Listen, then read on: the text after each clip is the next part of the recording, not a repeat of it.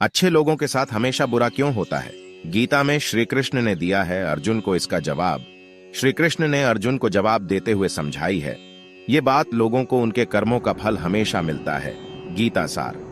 आपने महसूस किया होगा कि जो लोग अच्छे कर्म करते हैं वो परेशान रहते हैं, वहीं जो बुरे कर्म करते हैं वो खुशी से रह रहे होते हैं। अच्छे कर्म करने वाले परेशान होते हैं कि आखिर उन्हें इतनी परीक्षा क्यों देनी पड़ रही है, जबकि जो अधर्म की राह में हैं वो खुश हैं और जिंदगी का लुत्फ उठा रहे हैं।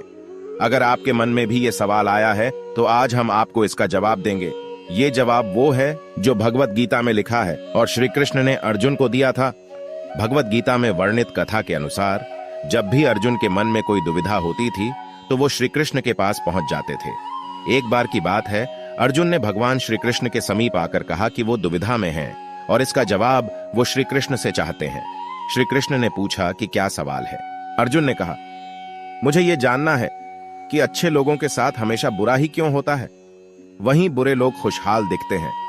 अर्जुन के मुंह से ऐसी बातें सुनकर श्री कृष्ण मुस्कुराए और कहा, मनुष्य जैसा सोचता है और महसूस करता है वैसा कुछ नहीं होता है, बल्कि अज्ञानता की वजह से वो सच्चाई नहीं समझ पाता है।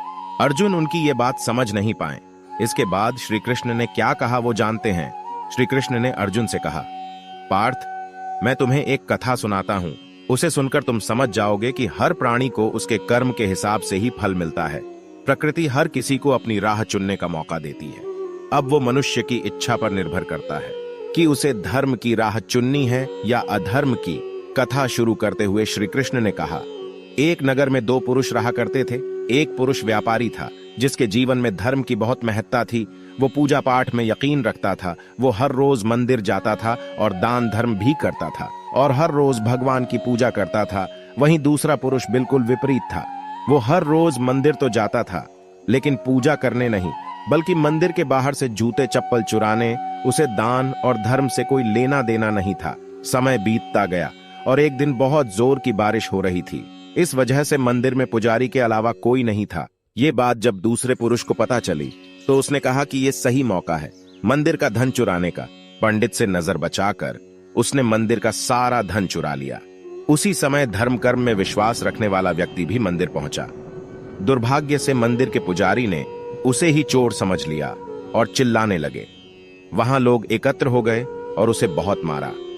किसी तरह वो बचते बचाते वहां से निकला तो दुर्भाग्य ने उसका साथ वहां भी नहीं छोड़ा। मंदिर के बाहर वो एक गाड़ी से टकरा गया और घायल हो गया। फिर वो व्यापारी लंगड़ाते हुए घर जाने लगा तो रास्ते में उसकी मुलाकात उस पुरुष से हुई जिसने मंदिर से धन चुराया था।